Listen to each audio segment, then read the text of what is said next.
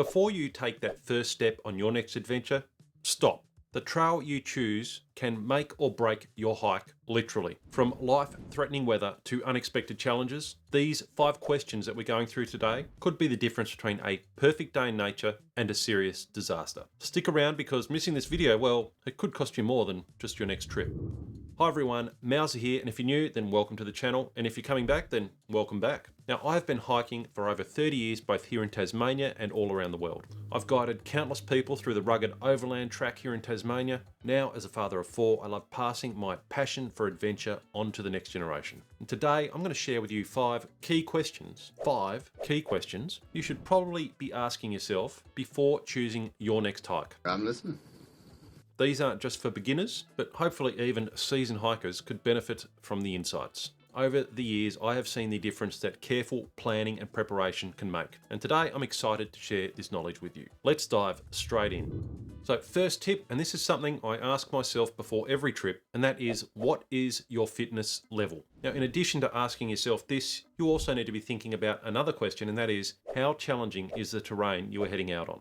It is crucial to choose a trail that matches your fitness and experience. Underestimating the difficulty of the trail can lead to exhaustion, injury, or worse. You need to be considering things like the elevation, the climb you're going to do, the distance you're going to cover, and the terrain.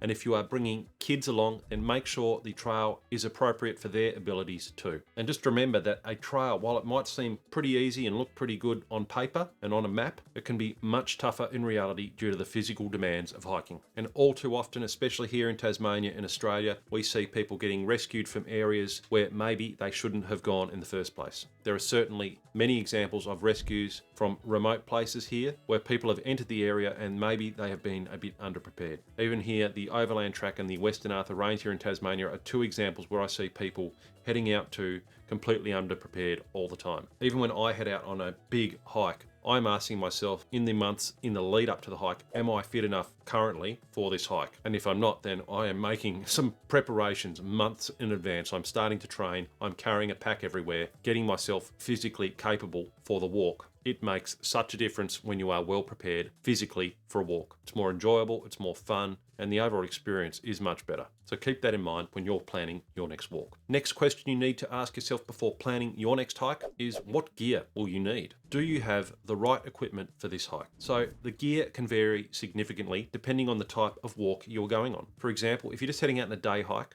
and a short day hike at that, you may just require the very basic essentials. But if you're heading out on a day walk or even a multi-day trek, you're going to have much greater demands for the type of gear that you need to take. You're going to need stuff like a quality tent, a sleeping bag, sleeping pad. You're going to need a cooker and cooking equipment, unless you're doing like cold soaking food, which I'm not a fan. Sometimes, not all the time. What does that even mean? You might need to pack for the weather and unexpected conditions. But having the proper gear will ensure that not only are you comfortable while you're out on the walk, but will also keep you safe and well prepared, and you'll be ready to tackle the conditions that you may face. The next question is one I ask myself before every trip, and that is, what is the weather going to be like? And how will the weather affect this hike that I'm going on? So the weather can change very rapidly, especially when you're in a mountainous region. So again, it's essential to prepare for all types of conditions. That's where that previous point comes into this point, being prepared for the weather. You've got to be prepared for sudden rain showers, torrential downpours, freezing cold. So it is a vital consideration. And there are walks that I have cancelled in the past due to impending weather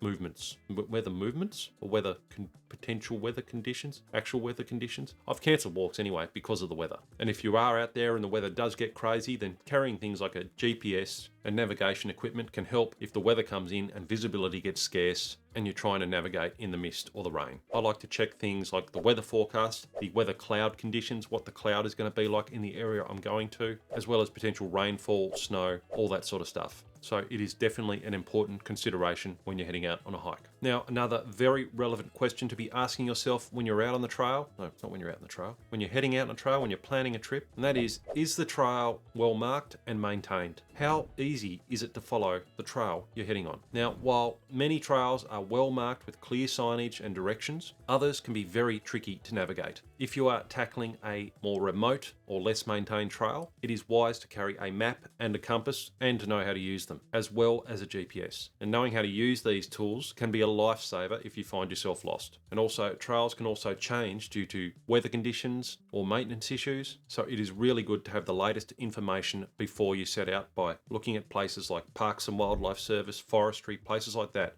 for any potential changes in the trail you're heading to. I remember finding this out back in the day when I was a young whippersnapper in the late 1990s here in southwest Tasmania. We headed out on a trail. We just had a map and a compass. We didn't have GPS back then. And this trail had been recently rediverted to a new track, which we didn't know. And as a result, we ended up lost for about 12 hours. We were lost for an hour or two, set up camp, found the trail the next day by navigating to it, but it was just a good example because we didn't check before we went if there were any changes to the trail. We didn't know, and we got ourselves in a little bit of bother for a few hours. But just a good example of what could happen if you didn't check before you left. And the final little question I like to ask myself before I head out on a trip: what is my plan B? What will I do if things go wrong and not as planned? Even the best laid plans can have issues. If things go bad, if things go awry, that's a strange word, isn't it? Just doesn't make sense to me. Always have a backup plan, whether it's an alternate route, knowing the location of nearby shelters, or having a way to call for help. Have a plan if something goes wrong. Share your itinerary with someone who's not on the hike so that they'll know where you'll be and when to expect you back and what to do if you're not back by the expected time. And also how to contact you via your personal locator beacon or device or whatever you're carrying. Having a contingency plan can provide peace of mind and ensure that minor setbacks don't turn into major problems. And just remember that choosing the right trail is more than just picking a beautiful location. It's about knowing your limits, being prepared, and having a plan. Whether you're hiking solo, with friends, with family, just thinking about these questions will help you be better prepared for your next hike. If you want more tips like this, then subscribe to the newsletter down below or just here. But if you want to watch some more tips in the meantime, if you want to watch some more videos, then check out this video where I give you a few tips on how to plan your next hike.